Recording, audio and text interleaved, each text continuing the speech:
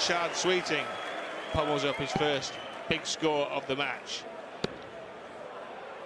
Now, I was listening to him on one of the darts podcasts, or maybe it was one of the boxing podcasts the other day, an interview. He's really an engaging and entertaining character. He's been playing darts for around 14 years in the Bahamas and played in the WDF World Cup in 2023. That was the first time he'd been outside the Bahamas. It was in Denmark. And he was saying he spent a lot of time watching Phil Taylor and Gary Anderson. If he were to win this match, he'd have a chance to play Gary Anderson. Hello and welcome to a new episode of the weekly Dartscast in association with Darts Corner. Dartsmas has begun. It's Alex Moss here.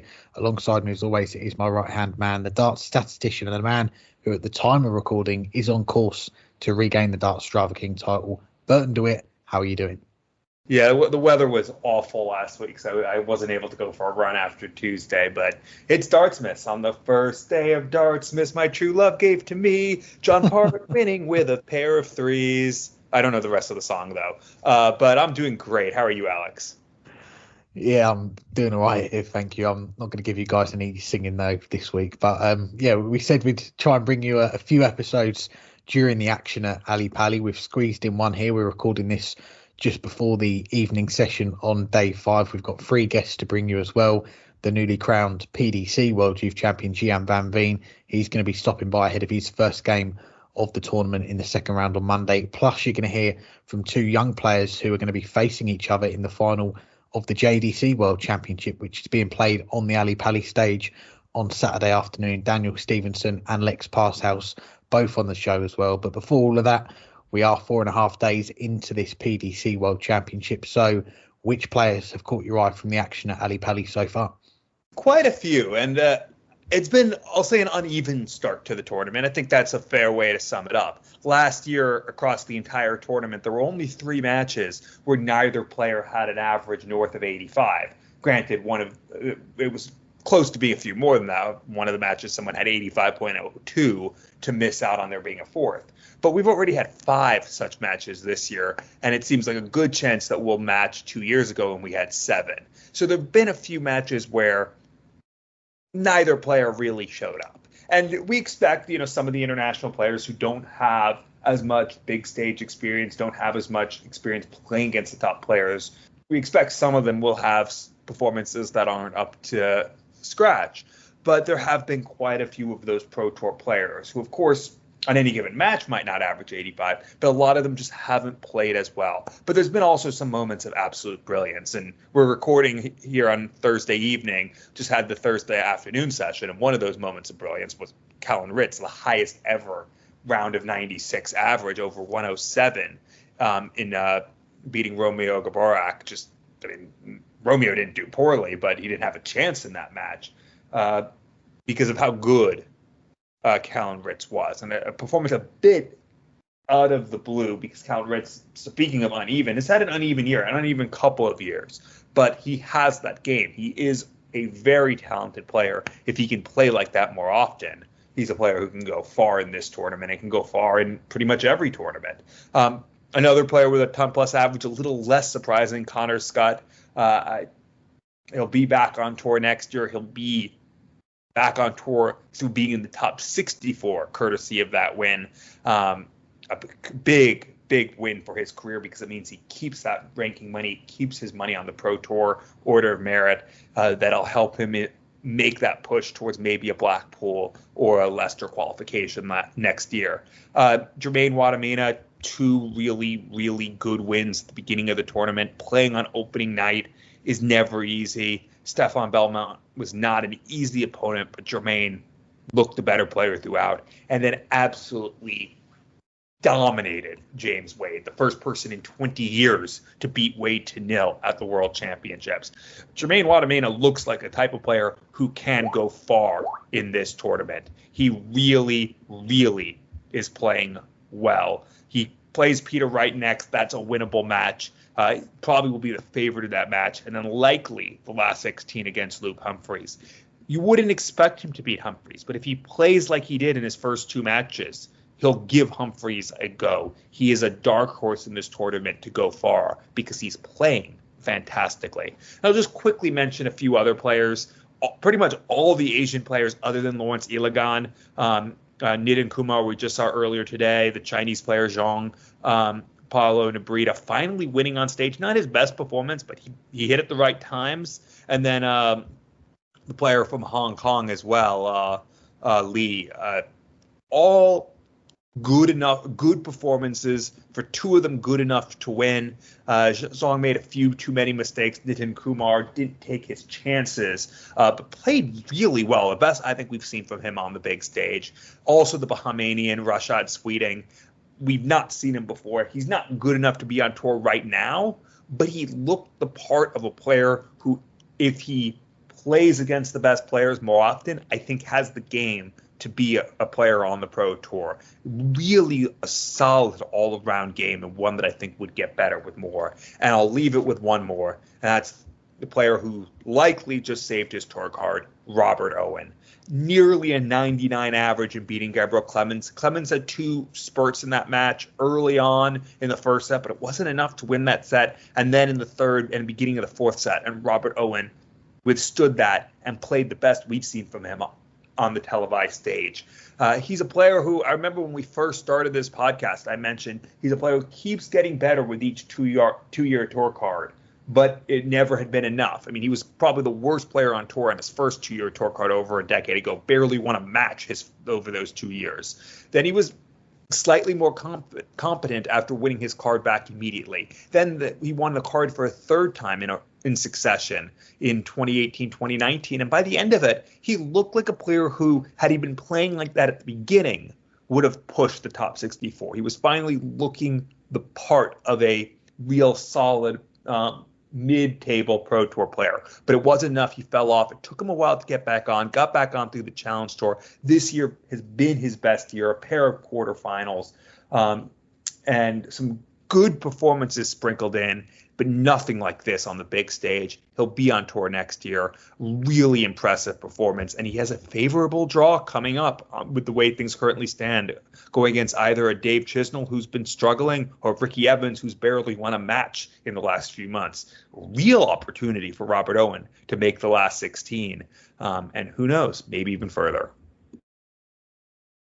Yeah, some good picks there, and pretty much the same ones I had down here. We have seen some of the bigger names, if you like, playing this tournament already. Luke Humphries obviously playing on the opening night, him winning through without dropping a leg, although wasn't the best performance we've seen from him. And we're going to talk about three other of the bigger names in the game that have made their way through to the third round a bit later on: Peter Wright, Nathan Aspinall and Gerwyn Price. But for this question, you wouldn't say they're players that have caught the eye so far. And yeah, it's probably been players that, I mean, I've got to start where you started as well with Callum Reeds, and that was this afternoon session, yesterday afternoon when you'll be listening to this. But the standout individual performance that we've seen over the first 4.5 days, that 107 average, 9 out of 15 on the doubles. And I think after two sets, Callum was averaging around 114. So it was, a world class, even better than that level that we saw from him. And I think it was his first win at Ally Pally since his run to the quarterfinals, coming up to 3 years ago now, when he was producing those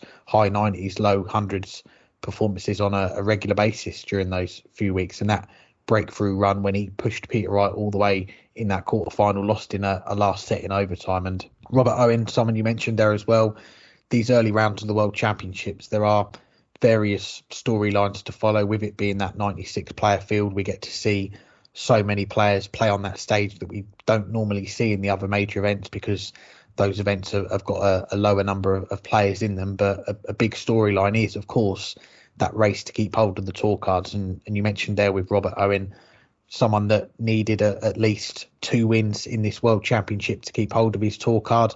He was a late replacement in the field as well, Dom Taylor being suspended just before the Players' Championship final. So he got the spot in the field, and friend of the show Andrew Sinclair's just messaged me about him saying what a sliding doors moment it is for him, because yes, he still would have been able to play in that tour card holder qualify to get to Ally Pally, but getting the spot this way, he's grasped the opportunity with both hands. And yeah, 2 great performances, particularly that one today when we're talking against Gabriel Clemens as well, close to a 99 average. And as you say, the draw is potentially opening up for him. Dave Chisnell or Ricky Evans in the third round after Christmas, and the way he's played in those first couple of games, he'll really fancy his chances of going even further in the tournament. And beyond those two players, I've got to give a word to Richard Sweeting as well from the Bahamas. He was on our preview show last week, and what a delight it was to watch him play on Tuesday night. I think the 180 is something that we're going to remember for some time. On 194, decides to get the 180 to leave 7-7, the Cole Palmer celebration, the Chelsea player. And after a fan messaged him earlier that day suggesting to do that celebration if he did hit a maximum. So, he's someone that's gained a lot of new fans this week, and that's going to be one of the lasting memories of the pre-Christmas portion of this World Championship. And, the other two names, you mentioned them already. I won't mention them too much. Connor Scott and Jermaine Wattamina. Connor's got another game to play against Damon Hett this weekend, which is a mouth-watering game in the second round if he is going to make it to the third round. Jermaine Wattamina already there, and someone that he's got Peter Wright in the next round. He'll really fancy his chances of going even further. And now we'll move on to our first guest on this week's show. It's a player we haven't seen yet at the World Championships this year, but we'll be seeing him in the coming days. Then that's Gian van Veen. I'm pleased to say we're joined by the reigning PDC World Youth Champion, Gian van Veen. Thanks for the time again, Gian. How are you doing? Good evening, happy to be back on the show. No, I'm doing good. How are you? Doing all right here, thank you. And we're talking on this Monday night, exactly a week before you make your return to Ally Pally. You're entering as a seed for the first time in the second round. So how are you feeling now as we count down the days to your first game of this year's World Championship? Yeah, feeling good. Really looking forward to it, of course. Played there last year, of course, not the result I was hoping for. But I'm really looking forward to going back this year, late in the schedule this year, which is nice. I'm a week longer in the tournament, so that's good. But now I'm really looking forward to it. And we'll come back to the Worlds later, but lots to catch up on since we last had you on the show. Way back in August of last year, you just won through to the World Youth Final, but before that final, a big week for you in Germany, making the semi-finals of the European Championship. Just talk to us about that run, your first big run in a major event. Yeah, it was a bit unexpected, of course, but to make the semi-final of a major in my first year was not something that I was even dreaming about when I got my tour card. But especially beating the Dutch legend and Michael van Gerwen as a Dutchman was of course always amazing to beat him on TV. That was really my breakthrough run, I would say. And a month later does come that final of the PDC World Youth Championship where Luke Littler comes through a 6-4 winner. Afterwards, in one of your interviews, you said maybe it was dartitis that you were battling with during that final. How tough was it to play in a game like that and not be able to throw completely the way that you wanted to? Yeah, very tough. I think I was, until that moment, maybe the biggest game of my career. Of course, it was. I made the semi-final of the Euro Championship, as we already discussed. But, there was my first final on TV. Even though it was the youth, it still felt like my first final on TV. I was really nervous during that game and before that game, of course. So, I was really struggling with dartitis in that game. Especially, I remember on the last dart and double 5 to go 5-all. But, from then onwards, I learned a lot, especially during that game. I learned a lot from that game and the next months onwards. So, as you said, it was always a struggle to play with dartitis in that game. Yeah, and we had a question from one of our listeners, Sean Rafferty, about dartitis. He says, do you have any routine/throwing exercises for overcoming it? And did you always still believe that you could reach the level you are currently at when you were struggling with it? To the first part of the question, not really. I think for myself it was all about confidence. Back then I wasn't, especially when I struggled before I got my tour card, I wasn't really confident in myself and in my game. I didn't know where I was at, and I just locked up during the game. But then I started playing better. I won more games, beat some quality opponents back then, which gave me confidence, which meant that the dartitis got away pretty quick, to be honest.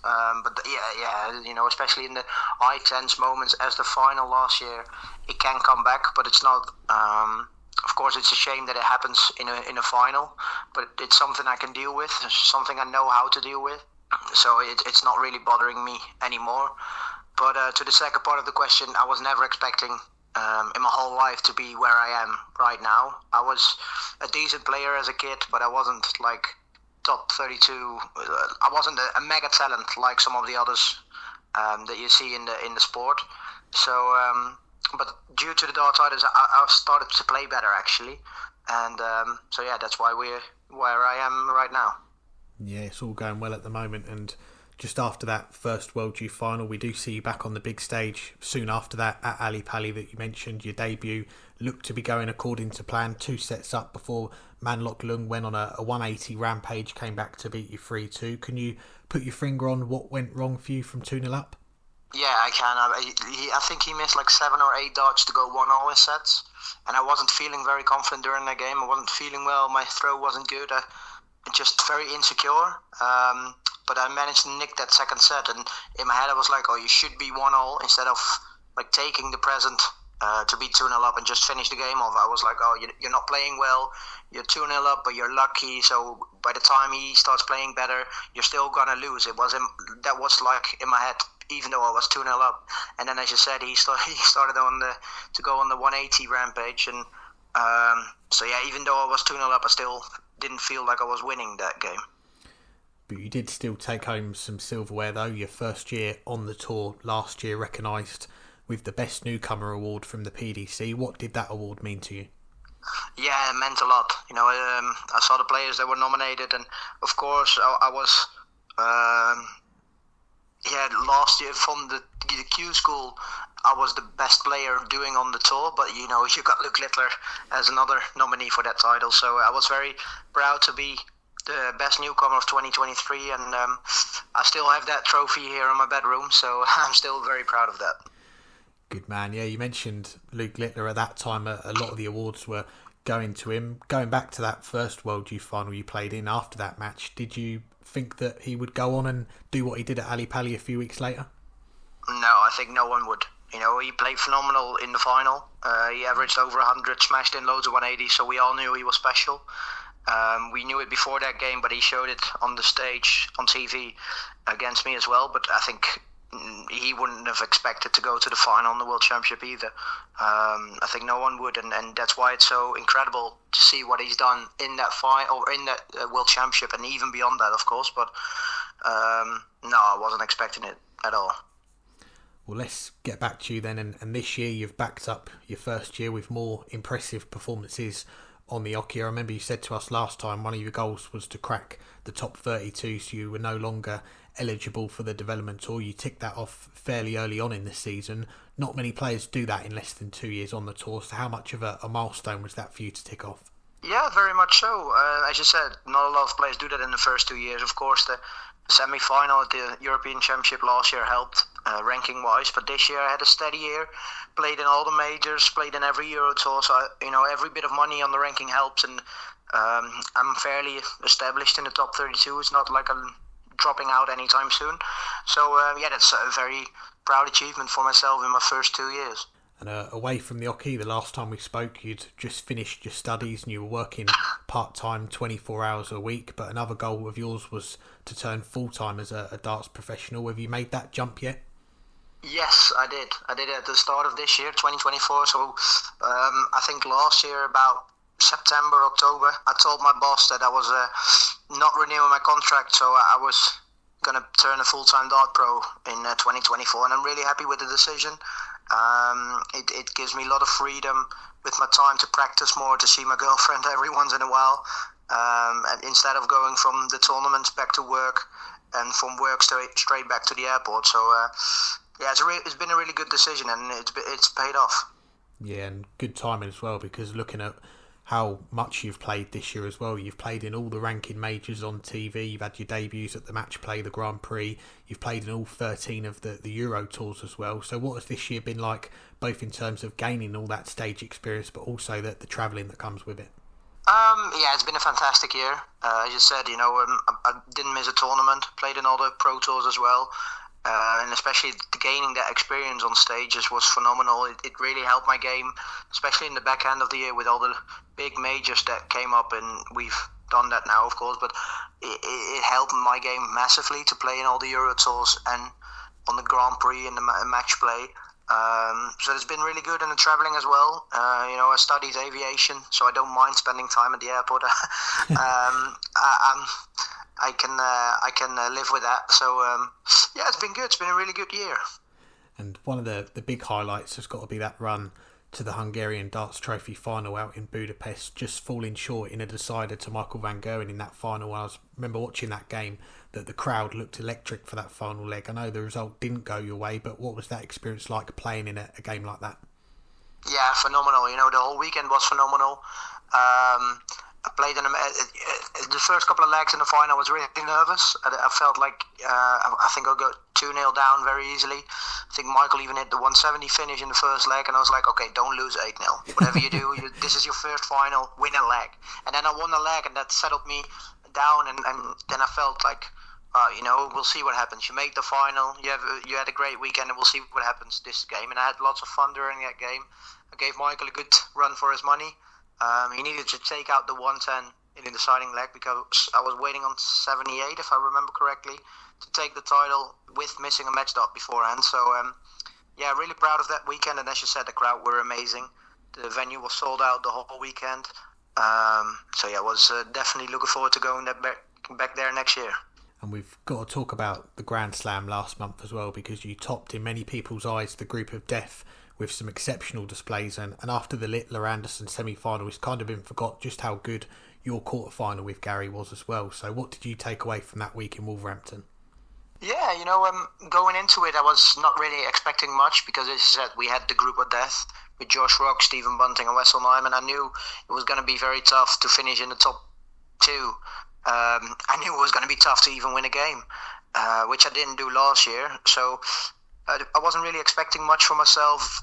Like topping their group, I wasn't expecting, and especially not with those average. And I think, as you said, everyone called it the group of death, and I think it turned out that way. When you see Wessel Nyman averaged 106 or 107 for the whole group stage and didn't win a game, so that was a massive confidence boost for myself. And then, of course, last 16 against Ryan Joyce, where I played phenomenal and beat him 10-2, and then the quarterfinal against Gary Anderson. He was my idol growing up, watching darts, playing darts. So it was an amazing honor to share the stage with him in a fantastic match, which needed a couple of legs to get going. But I think afterwards we had a fantastic battle. Yeah, it's a brilliant game to watch. And then we come on to the World Youth Championship. The last time we had you on, we talked about some of the nerve-wracking games en route to the final last year against two players you just mentioned, Josh Rock and Wessel Nyman. No deciders this time round until that final with Gerwyn van der Velde. It seemed like you saved all the drama for that final game this time. Yeah, I remember that day making the final. I felt really good. We had a group stage, a group of 4 with only one going through, so that was a bit of a tough one. You know, you needed to win all 3 games, which I managed to do, and then afterwards I felt like it was mine to lose that day. I felt really good. Yeah, as you said, no one got even 5 legs of me, so that felt really good. And then into the final against Gerwyn, he played a phenomenal game in the final, and it was so much drama, as you said. I knew what was on the line for him with the World Championship and a tour card, maybe. So to keep his tour card. So yeah, it was a very dramatic final. I was lucky that he missed the match darts, but I think the 80 finish for 5-all and the 82 finish to seal it off, I think showed what amount of experience I have achieved this year on the big stages and on the Euro stages. That's why it paid off. Definitely, yeah. 2 great finishes at the end to win it. We were guaranteed a first Dutch winner with you and Gerwyn being in the final. A lasting memory, of course, is Gerwyn missing the match darts, and also how classy you were after you won, consoling him and not rubbing it in his face with the celebrations. What was it like on the stage after winning that last leg with all the emotions going on? Yeah, it was strange. I think especially before a final, you picture yourself winning the title, lifting the title, and be happy, and even think about how am I going to celebrate or just go with the flow. But I wasn't expecting this. I wasn't picturing this situation. But yeah, as you said, you know, I hit the double 16 and I turned around and I already saw him on his knees on stage. It's like, yeah, I can't celebrate. Of course, I'm happy that I won, but it didn't feel right to celebrate, and I couldn't celebrate. I didn't have it in me either. So, yeah, it was strange, even lifting the title and seeing him on stage, you know, for a couple of minutes crying, of course, and I saw how much it meant to him. So, yeah, it was a strange feeling on stage. But, yeah, now a couple of weeks later, of course, I'm very proud of winning that final. And we have to ask, I know it's still early days, but are you going to be trying to defend that title next year, or now that you've won it, are you closing that youth chapter of your career and focusing on the senior ranks? No, I'm going to go back 100% next year. I will try to defend my title, of course. You know, as long as I'm eligible to play, I'll be there. I want to win the title, of course. Now I'm the first Dutchman. I want to be the first Dutchman who wins it twice, or maybe even 3 times. Who knows? But no, I'm definitely going back next year. Glad to hear it. And just after that final, we saw you travelled out to America for a week. So what did you get up to whilst you were there? Yeah, I went to Kansas City to Jules van Dongen. He lives there with Damien Mol and Danny Van Tribe, so the 4 of us. And we had some exhibitions in Kansas City, St. Louis, and Nashville. So it was really nice, a week in America to spend with 3 great guys. We had lots of fun, you know, going out, explore the cities and everything, and of course some exhibitions. So I had some decent practice. So yeah, it was a week full of fun. Good times. And just a couple before we let you go, finishing up on the World Championship. The tournament got underway last night when we're talking. Have you watched any of it? Are you a player who'll try and watch some of the matches before you come over, or do you try and switch off from everyone else and focus on yourself? No, I'll watch almost every game. As long as I can watch it, I'll watch it. You know, I'm a dart player, but I'm also a lover of darts. So I'll watch the games. I want to see how my friends are doing, of course, but even like the less known people, I want to see who they are and what they're like. So yeah, I'll watch it almost every game. Well, you'll have some more darts to enjoy in a moment when we finish your first match, though. We mentioned it earlier, next Monday, one of the last games before the Christmas break. It's going to be Ricardo Pietrexco or Zhao Chenzong. They haven't played their first round match when we're talking, but just a word on those two and your reaction when that draw came out. Yeah, I was watching the draw live, and I knew I wasn't happy if I got drawn against the number 1, 2, or 3. So Cameron Menzies, Wessel Nyman, or Jermaine Watmina, and I've said to myself, I don't want any of them 3, and the rest we will see. And then it was my name, and it was my turn, and then I saw ball number 4, and I was like, oh, that's not 1 or 2 or 3, but it's pretty high. But I didn't know who it was exactly. But yeah, you know, Pietrexco is a fantastic player, especially on stage. You know, I think a lot of people still remember how we gave Luke Humphries a really good game last year. So it's going to be tough if he wins, but first he needs to beat Zhong, from China. I don't know him that well. I know he played a couple of Youth World Championship as well. I played him once, actually, many years ago on the development tour. And he played, of course, in a couple of World Championships, so he knows what it's like. But now we'll see on Tuesday. I think they play what the result will be, and then I'll focus before my game on Monday. Yeah, we're looking forward to it. Gian, it's always a pleasure to get you on the show. Thanks for giving us some of your time, and wish you all the best with this second World Championship campaign, which gets underway next week. No problem. Thank you very much. Thanks to Gian for joining us this week. Now, let's talk about a couple of the seeds who are already safely through to the third round. For Peter Wright and Nathan Aspinall, they were both home before Christmas last year, but they have made it through to the third round. Gerwyn Price, he went out just after Christmas last year. He too has made it through. But how do you rate those 3 players' chances, all former Premier League players, of lifting the title on the 3rd of January?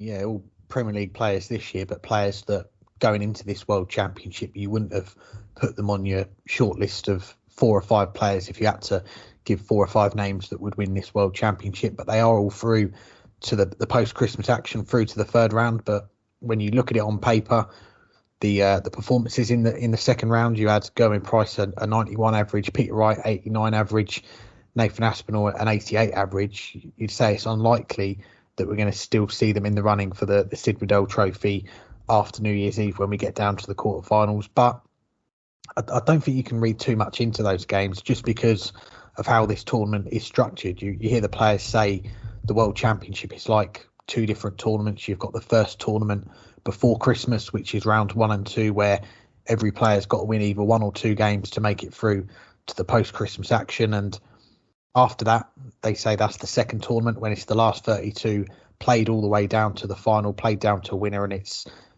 it's a marathon. There's a lot of long games in there, but it's also a sprint in some ways, because you've got to win 5 games in around 7 or 8 days. There's a lot to do in that time. But I think the first half of this competition, the first tournament, you've got it over 9 days. You're seeing all 96 different players in action. And if you're someone like Gerwyn Price, who played early on, he played on day 2, it's going to be 11, 12, possibly 13 days before you're going to see him play again. So it's a long time waiting for that next game, and seeing a lot of other players play and go out of the tournament. And Gerwyn Price said it himself in his post-match interview, it is like 2 different tournaments. And to use the old cliche, you can't win the World Championship before Christmas, but you can certainly lose it. You can go out. So I think for all 3 of them, yes, that the main thing was just to get past that first hurdle, get themselves into the 3rd round. And just looking at their chances for Peter Wright going forward, it's a particularly tricky quarter of the draw. Jermaine Watermean and X2, we've both just talked about,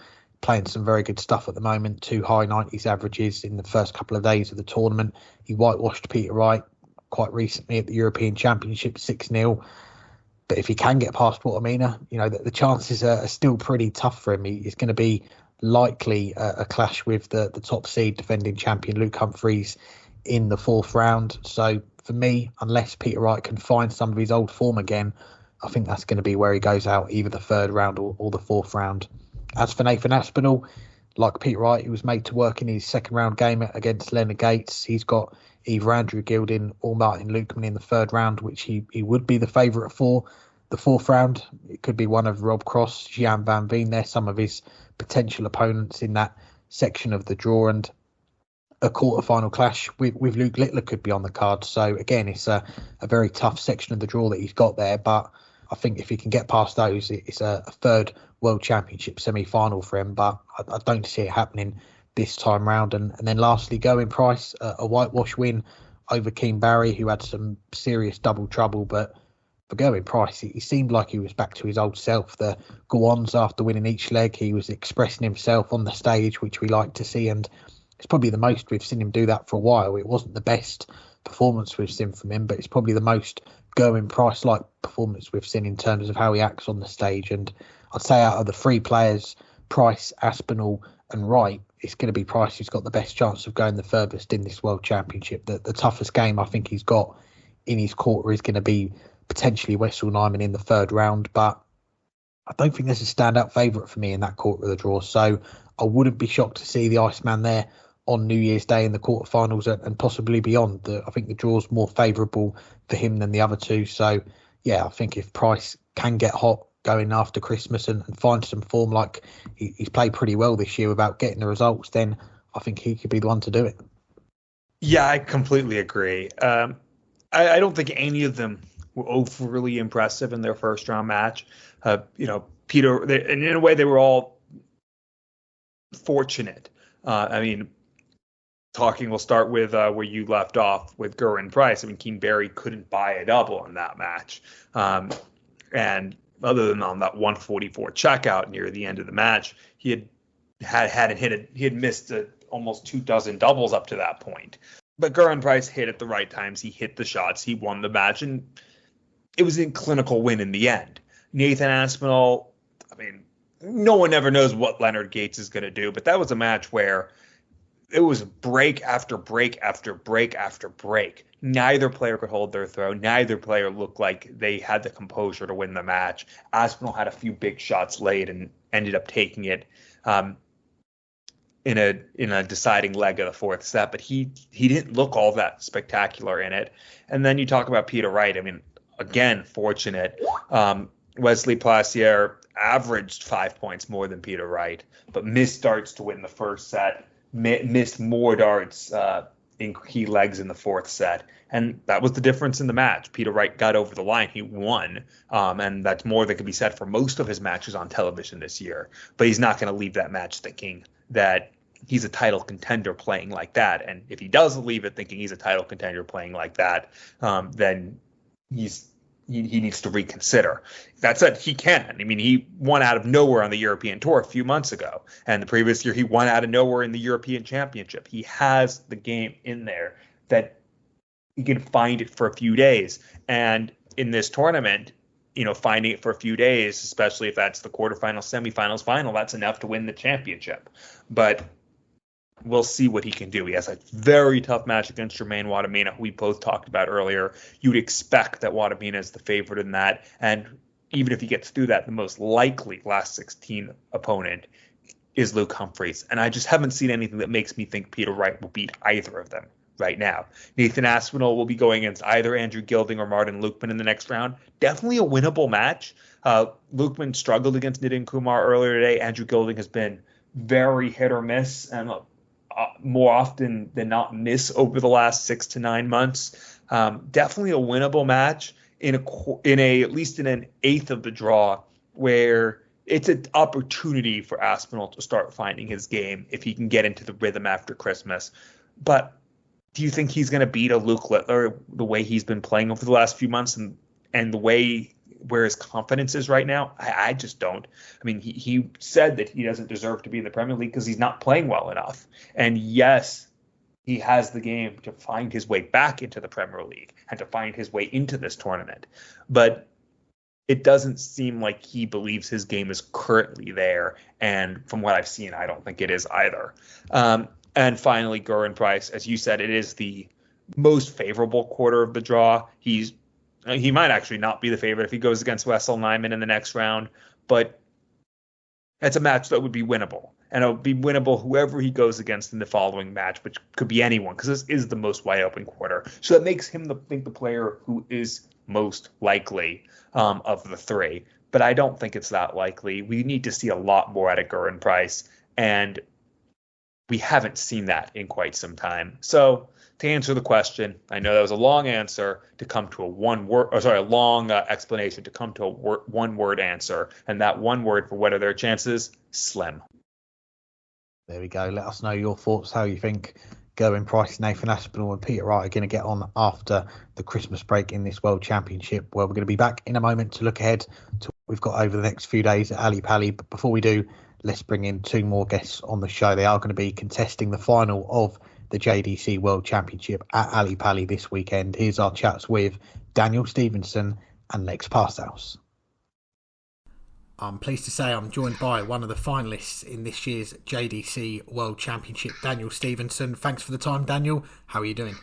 I'm good, mate. Thanks for having me. Great to have you on, and it's a big week for you. We're talking on this Tuesday evening, just 4 days before you step onto the Ally Pally stage to play in that JDC World Final. How are you feeling now, just a few days away? Nervous, excited, a mixture of both? Mainly excited at the minute. Not actually that nervous yet until probably I get there. But no, I'm really excited. So what do these next 4 days look like for you in terms of the last minute preparation for the final? Is there going to be any extra practice sessions planned or anything different lined up before you head down to London? Yeah, I'm playing tonight out in a pub, and then probably tomorrow night just last minute practice in the house, and then down to London on Thursday. Well, we'll come back to this weekend later, but as this is the first time we've had you on the show, let's go right back to the start for you in darts. How old were you when you first discovered the game? Probably about 6 months, if that. You know. Blimey, and I was doing some research earlier. One of your previous interviews, you mentioned it was your parents who both played and got you into darts. Were there any other sports growing up that you were into, or has it always been the darts? It's always mainly been darts, but I played a bit of cricket when I was a bit younger as well. And we've spoken to people like Chris Dobie, Callum Ridds, Glenn Durrant, Ryan Joyce, the top pros from the North East where you're from. They've talked about how big darts is in that part of the UK. What was the darts scene like for you coming through the youth ranks? Was it as busy with lots going on? Yeah, there was lots of competitions which also had youth competitions on. There was lots of youth interest, which was good, and there was a lot of good quality standard. And you started playing at 6 months old. We've got to mention that you made history at just 13 years old, the youngest player to represent Northumberland's men's county A team. What do you remember about that? I don't know. It was just a good experience. I enjoyed it. It was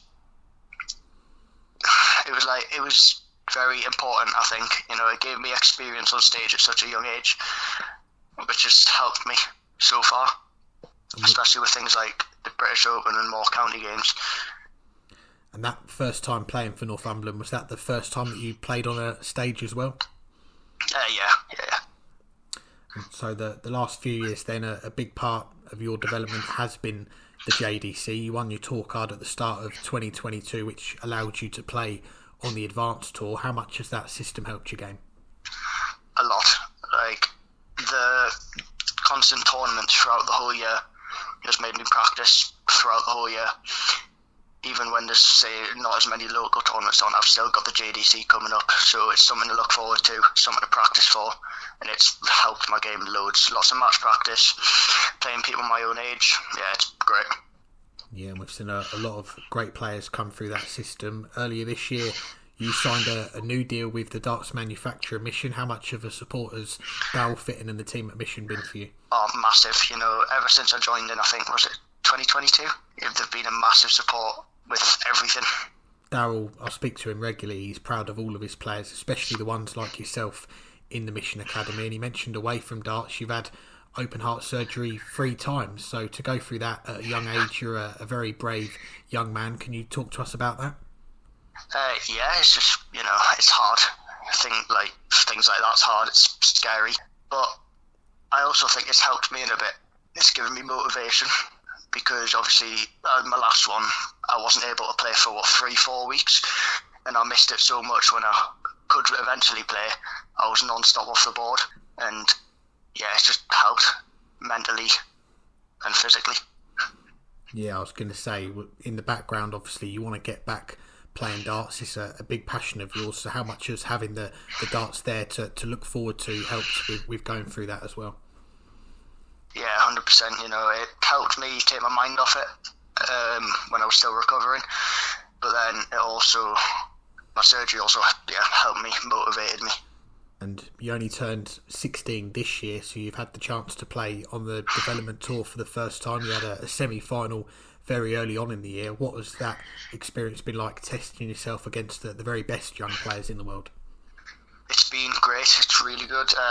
You know, being in a room with 300 odd players and being pretty much the youngest one there, it's taken pressure off my shoulders, because now in the JDC I'm one of the oldest, but on the development I'm one of the youngest, so it allowed me to just not worry about anything, play my game and show what I can do. And you've also been one of the youngest players to play in the Modus Super Series. You made your debut in that in the summer, shortly after signing a management deal with Modus as well. How did you find those first few days playing in front of the cameras and on a platform like that? It was great, really good experience. The first day was nervy, but then after that first day I was completely relaxed. You know, it was a great atmosphere, it was a great setup. With the cameras, don't really even notice them, to be fair. You know, it's just, more stage experience as well. Definitely. Well, let's get back to the JDC. And it was a few weeks ago now, you were out in Gibraltar for a week-long festival of darts, including that World Championship, which was played down to the final. I think I read 159 players in the field for that event. So how are you feeling at the start of the day about your chances of making the final? I was confident, because throughout the week, even though results hadn't went my way, I'd been playing really well, you know, playing some good stuff, some good averages, and losing out to good games. So I was full of confidence, and I was like, I got to the last 64 my first year, the quarterfinals last year, I want to better it, and I have. Yeah, you've certainly done that in 2 games that we've got to pick out from the run to the final. Firstly, Bradley van der Velden in the last 32, 2-0 down, and at 3-all in the decider, he misses tops for a 160. You come back and clean up the 56 in 2 darts. How much belief did that win give you? I think that gave me the most belief out of any of the wins, you know. So being 2-0 down and managing to get it back to 3-2, especially after I'd missed darts to win the first 2 legs, gave me the belief that I needed. And it relaxed me, it settled me for the rest of my games. And yeah, I managed to get through. Yeah, good win. And then the other game I need to bring up, the quarter-final with Archie Self. We've just seen Archie win the WDF Boys World title, but you beat him that day in a decider. How big was that win? Because following the scores on Dart Connect that day, it looked like that was a crucial game for that half of the draw. Yeah, 100%. I mean, it was a good game, really good until the doubles when it got pretty nervy. I think I struggled massively on the doubles, but luckily Archie wasn't at his best, so I got more chances, managed to clean up. But yeah, that also gave me confidence. Beating the JDC number one, it's pretty big. Yeah, and Archie, like yourself, part of the Mission Academy. I see there's lots going on with you boys and girls, and you're all quite supportive of each other as well. Obviously, you all want to win, but when other players are doing well, you're all on there congratulating each other, which is nice to see.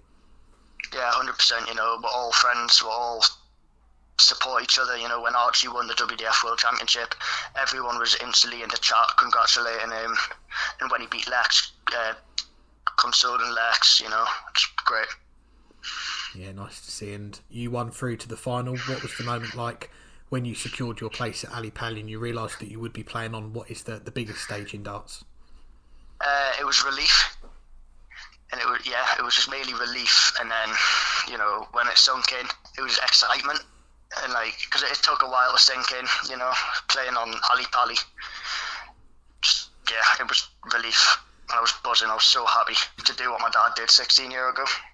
Yeah, we're going to come on to that. We mentioned your parents played earlier. Your dad, Mark, he's played at Ally Pally before in 2009. He won through the PDPA qualifiers. He drew a certain Raymond van Barneveld. I don't think you were 1 year old yet when that game was played. So what has your dad told you about his experience of playing on that stage? That it's just like any other game. The crowd are there when he was there, and you don't even notice them. No matter what, you just focus on your game. And your dad's nickname was Steve-O, which you've taken on as well. Did people give you the nickname Steve-O naturally without knowing your dad's got that nickname, or did you decide to take it on as well? Yeah, so when I was younger at school, people just randomly started calling me it because of my last name, and it's just stuck throughout. And a word on your opponent in the final on Saturday. It is an all-Mission Academy final. You play Lex Paeshuyse, who's just 13 years old, from Belgium. What have you made of his emergence this year? Oh, he's been quality. I'm good mates with Gerwyn van Veen, who's also from Belgium, and he's been telling me about him when he started the year when he first came on, and I was like, wow, he'll be a good player. And now look at him, he's in the final of the World Championship. Yes, it's pretty impressive what he's done at a young age. When you look at your development so far, obviously you're a few years older, but when did you start to really think that you were making a lot of progress like Lex has done this year? I think when I got onto the Advanced Tour, the first year, I didn't win any events, but I finished high in the order of merit, and that kind of set a stone for where I want to be every single year. And from there, I think I just kicked on, just playing more regularly, just getting better. Yeah, it's certainly paying off. And we've got a couple of questions that have been sent in before we let you go. And the first one comes from Scott Brown. He says, got a question for Dan. How are you only the third best player at home? Wait, I knew this was coming. I don't know. I don't know. My dad's played on Ally Pally. I have not yet, so I've not won. If I win, then maybe I'll be the best in the house. But you never know. Yes, good motivation. And the last one comes from Callum Ridds. He says, Dan owes me a Chinese. Is that true? Yeah, that is true, yeah. I do owe him a Chinese. Well, hopefully if you get the win Saturday, you'll be able to sort him out a Chinese when you get home and celebrate with the trophy as well. Yeah, 100%, I hope so. Would be a nice celebration meal. Definitely. Well, Daniel, it's great to get you on the show. I appreciate you taking the time, and best of luck with the final this weekend and what else is to come in your darts career as well. Thank you very much for having me. I'm pleased to say I'm joined by one of the finalists in this year's JDC World Championship, Lex Paeshuyse. Thanks for the time, Lex. How are you doing? I'm doing good, thanks.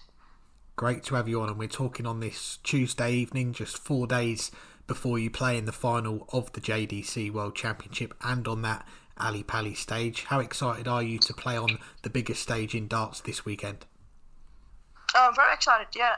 That's playing at the Ally Pally stage is, of course, for me it was a dream in the beginning. So I'm very happy and very excited to be playing on the Ally Pally stage, yeah. And just a few weeks ago you played on another iconic stage in darts, the Lakeside. You're playing Ally Pally this weekend, and you're only 13 years old. Can you believe what you've achieved at such a young age?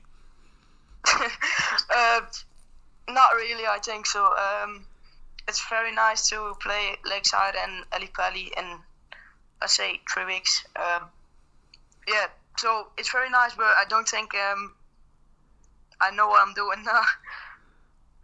Well, let's go back to the start for you and darts. How old were you when you first got introduced to the game? I think I was 9 years old, 4 years ago, yeah. Yeah, 9 years old. And what was it about darts that hooked you and made you want to keep practicing and try and improve? Actually, it was just watching darts on the telly because it was lockdown then with Corona. So we were just watching darts on the television, and that was really just the dream of playing on such a big stage, and that's why I kept going. And well, I've achieved it now, so I'm very happy.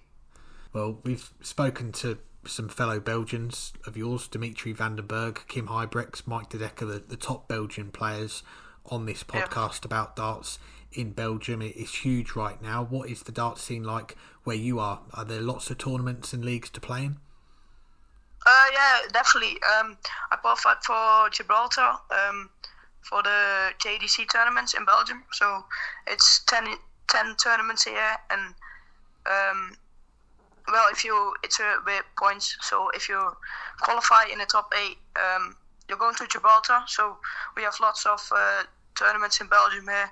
Not only the JDC rankings, but we have multiple tournaments here in Belgium. So yeah, it's very nice. Good to hear. And we mentioned your name to Mike when we spoke to him recently. It was just after he won the World Grand Prix, and he said that you impressed him and you've played each other a few times. How much experience have you gained from playing people like Mike? Very much, actually, yeah.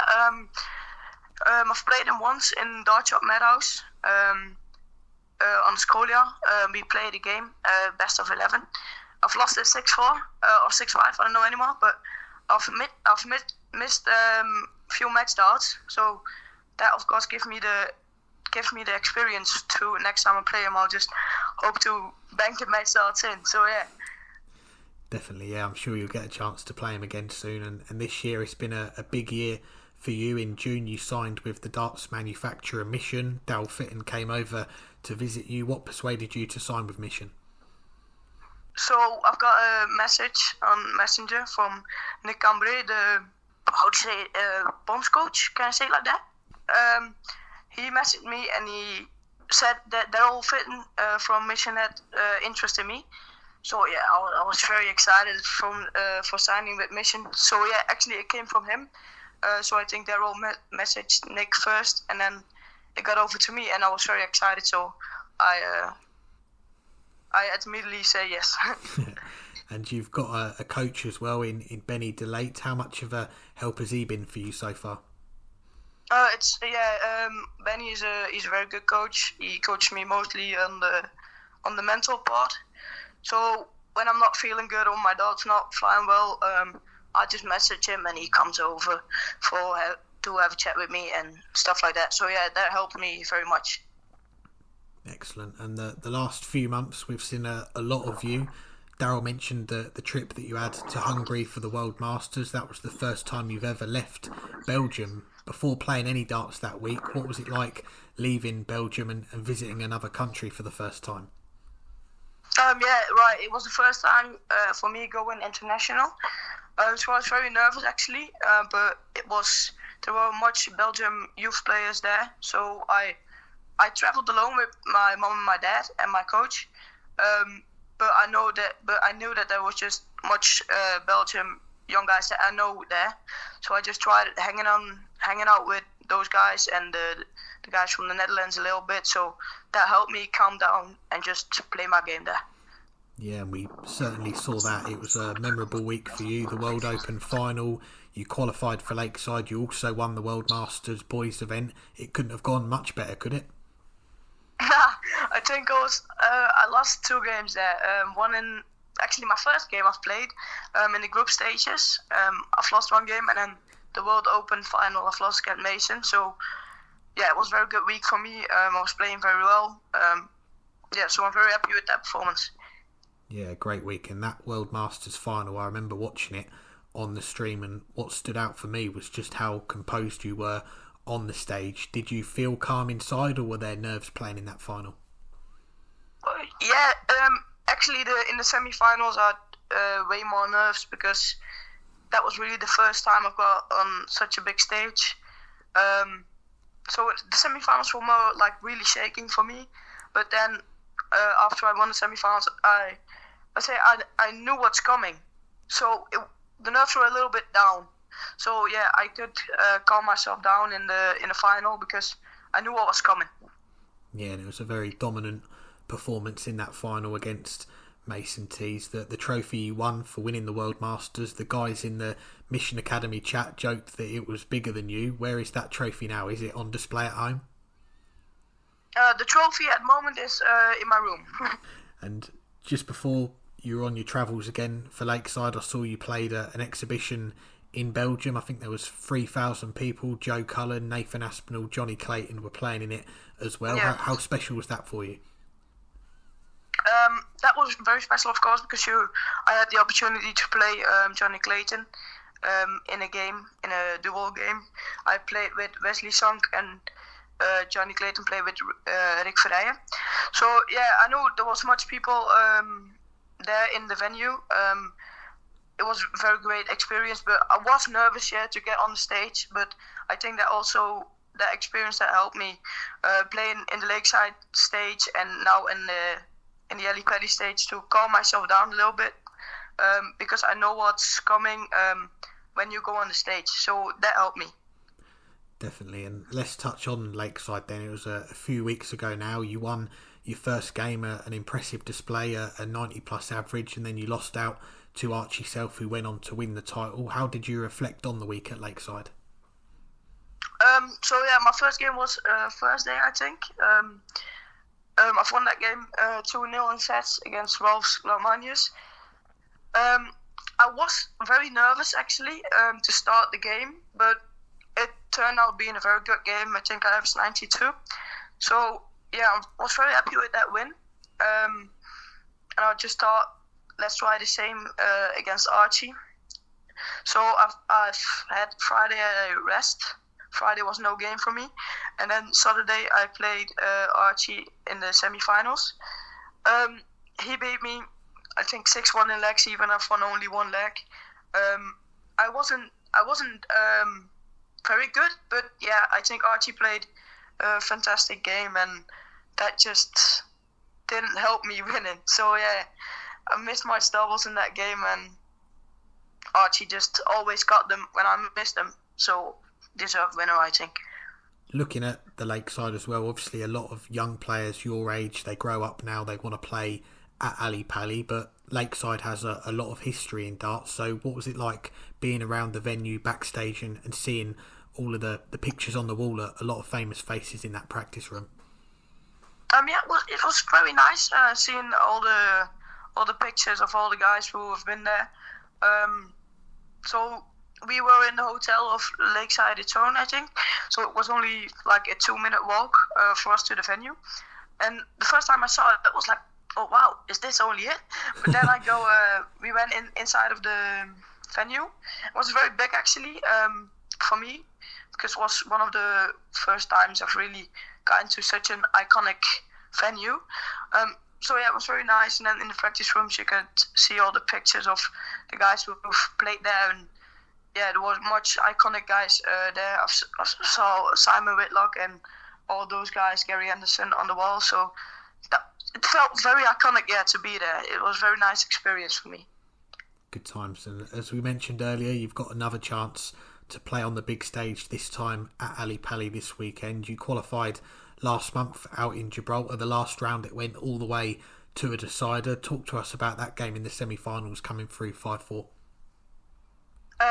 So I've started that game with the mindset of just don't think too much about that. If you win the game, you'll go to Ally Pally, because I know if I start thinking that, I think for every darts player, if you start thinking in the game that it could turn out worse. So I just thought, don't think too much. And well, the first few legs were very good. I think it was 3-1 up against Daryl. I was throwing 110 average at the point, so I was very good. The feeling was very good as well. But Terrell was also averaging 105 at that point, so I knew I just got to keep doing that, because if I didn't, I probably wouldn't win. So my level got down. I wasn't playing that good anymore, and Terrell is an experienced player, and he's got a few legs of me. So eventually it was 4-4 in the deciding leg then. That was just a nervy leg for me, really. I was shaking. And then eventually I've got it over the line, missing 2 match starts. I've already missed match starts at that point. But I've came back and he missed the match starts also. I think he also missed 2 match starts in that game. But I came back and checking out 16 with the last start. So yeah, it was very nice at that point. Yeah, I remember following both the semi-finals. They were going on at the same time. Daniel Stephenson coming through the other one. Your one, a much closer game. And when you do win that final leg, what were the emotions like when you crossed the finish line and you knew that you were going to be heading to Ally Pally as well? Yeah, I was very, very, very happy. But I know for Terrell it was a hard time for him. A hard moment, because he's of course also a very good player when he's missed match starts. But no, I was very happy. I knew I was playing Daniel, because I think his game was finished when I was still playing mine. So, but that didn't really affect my game. But I was, pinning that last double. That was just, it felt incredible, really. And there was 159 players that started in the JDC World Championship this year. You and Daniel are the final 2. What would it mean for you to be that last one standing and lift that title on Saturday? That will feel incredible, having the title World Champion on your name. So that's of course what I'm trying to be. But yeah, I know Daniel's good. He's a good player, of course, also sponsored by Mission. So yeah, we'll just see how the game goes on, and hoping that I could win it. Fingers crossed for you. And just lastly, beyond this weekend, we know you've got a very bright future in darts. What is the plan for next year? Are there any tournaments that you've got your eye on already that you want to try and play in next year? I think I want to play a little bit more WDF tournaments, because of course winning the World Masters did open much ways for me. So I think playing a little bit more tournaments in the WDF circuit would be nice. Also, of course, trying to qualify myself again for Gibraltar next year. And yeah, we'll see what comes in my part, and maybe throw a little more tournaments around the globe here. Well, before then, it is all eyes on Ally Pally. Lex, it's nice to chat with you. Wish you all the best for that final this weekend, and what else is to come in your darts career as well. Thank you. Thanks again to Daniel and Lex for joining us. Now finishing up the show, looking ahead, we've still got 4 more days of first round and second round action to come over the weekend and into Monday before we have the first break of this year's PDC World Championship. So who are you most looking forward to watching over the next few days? As of when we're recording, we still haven't had the evening session on Thursday, and I'll make a very quick mention that I am looking forward to that session. Everyone will know what'll happen by then. All the players I'm going to mention probably going to average 36 in the worst match ever played. It won't be finished till Friday. But as of right now, I think these are some really interesting matches, and I'm looking forward to seeing Stobunts, looking forward to seeing Mensur Sulovic against Matt Campbell, who has had a few moments over the last 6-7 months of what's been an otherwise disappointing season, but also looking forward to that Michael Smith-Kevin Dotes rematch. Hopefully those matches, especially that match, lives up to expectations. But you guys will already know by the time you're listening, because, well, it'll already happened by then. It hasn't happened yet, and that's why we haven't talked about them yet. But as far as over the next 4 days after that, going in line with what I said in the first question, I want to see how the rest of the Asian qualifiers do. Sosing, Goto, and Toilo, who's playing in the last match of the first round. And if you listened last week, or maybe it was 2 weeks ago now, I mentioned that Veenstra's Toilo match is the potential tie of the first round. It's the last of the first round matches, but they've saved the best for last. I think either of those players has the game to go far in this tournament. One of them will be home before the second round. Well, before for either of them, the second round will have started. It's a shame, but I think they both have the game. I'm looking forward to that. I'm looking forward to seeing whether we can get more Asian players into the next round, because, as I said earlier, they've been impressive. And I'll mention a couple other ties that I'm going to look forward to. I talked about them as well in our last show. Damon Hedda against Connor Scott. Scott, one of the performances of the first round. Damon Hedda, player who for a long time now has been a bit unfortunate on television, and he's certainly unfortunate to have to go against Connor Scott in the last 64, but it's a potential for a very, very good match. And also looking forward to that Danny Noppert, Ryan Joyce match. Another match between two players who I think are both playing well. Noppert a little bit more quietly, having some good run of form. I remember talking earlier this year when, I think it was probably the match play show, like, if you're one of the Pro Tour qualifiers, which seed would you most want to draw? And I said Noppert at that time, because at that point in the year, I thought he was really struggling a bit. He just wasn't finding his game. But I think Danny Noppert has balanced it out since then, and he's back playing some really, really good stuff. And Ryan Joyce is one of those Pro Tour qualifiers that you most want to avoid. That's a very good tie. It might not be the sexiest on paper, but it's the sexiest for the darts purists, because I think it's one that could go to a tie break, and that be because both players have deserved to push it that far. Yeah, some good picks there. And I was going to give a brief mention, like you did, to the games tonight when we're recording this. Will have been last night, as you said. And particularly the last two games, Scott Williams against Nico Springer in the first round, and that second round rematch from last year, Michael Smith against Kevin Dukes, 2 games I'm looking forward to as well. So we'll look further ahead. And I've got to say, Friday, I'm not going to see much of the action. I am in Crewe to watch the Mighty U's Colchester, so I'm going to miss the action. So I'm going to fast forward even further to the weekend, and obviously I've got to mention the first game on Saturday, Karel Sedlacek against Rhys Griffin. Rhys is going to be wearing the weekly Dartscast sticker on his shirt. He's a good friend of the show. World Championship debut for him. I think there's going to be 10 of us going to the pub he plays in on a Thursday night, the Crofters, to meet up and watch his game. And against Karel Sedlacek, the man who famously wore the Max and Paddy Magnet and Steel shirt, it does mean we are going to get the MDA vlogs on YouTube as well. So looking forward to watching them as well from Matt Ward. And you mentioned the Damon Hedda Connor Scott game in round 2. That is on Saturday night. That could be a really tasty game as well if both players turn up. And I want to see Connor produce the same levels he did in round 1, that 101, nearly 102 average. And for Damon, we know that the high levels he can produce, and could this be the tournament for him to really make a mark on the big stage? Because yes, he's won World Series events, he's won the World Cup, but in terms of a major ranking event, we've not seen him really go as far as maybe we thought he would have done by now. So this could be the event for him. And after what we've just seen a few hours ago when we're recording, that Martin Schindler Callum Reid second round game on Sunday night, that becomes a must watch game as well, because we want to see if Callum can play like he did in round 1 again, that 107 average, because if he can, then Martin Schindler, the seed, is going to have his hands full in that one.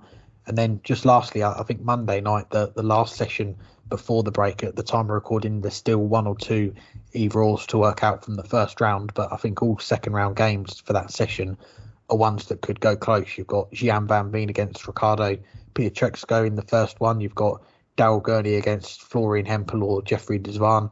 Dave Chisnell against Ricky Evans, and then wrapping it up before the break, Rob Cross against Scott Williams or Nico Springer. 4 ties to sign off the second round before we enjoy the festivities without the darts. But yeah, I think it could be a very good end to the pre-Christmas action. Well, anything else for this week? Firstly, we've got to start on a sad note, and that is sending our condolences to the Sky Sports pundit and commentator, former pro Wayne Mardle, on the passing of his wife Donna, which we found out ahead of the World Championship beginning. So we're sending our thoughts to Wayne and the rest of his family at this difficult time. Thanks to our guests for joining us, to Gian, Daniel and Lex for their time. Thank you to our sponsors, to Darts Corner, Condor Darts and Quiff for their continued support. If you need a last minute darts related Christmas present, head on over to Darts Corner for all your darting equipment. We're going to have another parlay with our sponsors Quiff for the rest of the second round action, so keep an eye out on our socials for that. I think we were 5 out of 6 in our first round parlay. I was the one who got one of them wrong, but we are getting close, so hopefully we'll have a winner. We'll have a full house in the second round. Thank you to everyone for listening. We appreciate the support. We're going to try and come back during the Christmas break, try and get you a quick episode in. We do have a chat with Bhav Patel to bring you, who's on the Game of Thrones documentary on Sky, which is well worth watching as well. But until then, enjoy the rest of the darts, enjoy the rest of the first round and the second round, and we'll speak to you all soon. Well, I was hoping we would be 4 out of 6 in the on it, because I was certainly rooting against one of my picks. I wanted Sweeting to win that match, and he definitely we all did. I was ready and willing to lose that one by the time it was over. But just echoing what you said, our thoughts go out to the family of Wayne Mardell and family, of course, of Donna Mardell as well. It's obviously, we know how much Wayne loved Donna, and I'm sure vice versa. So our sympathies to those entire families. But we'll be back in the Christmas break to talk more darts. Let us know anything else you want us to discuss. We'll try to look ahead to those 4 days of play between Christmas and New Year. We'll probably be back as well ahead of the quarterfinals on New Year's Day. So a lot to talk about. It's the best time of year for darts fans. And there's not even any time to hang tight, because the play is about to start in 2 minutes. So we're going to go off now and enjoy the darts, and you better as well.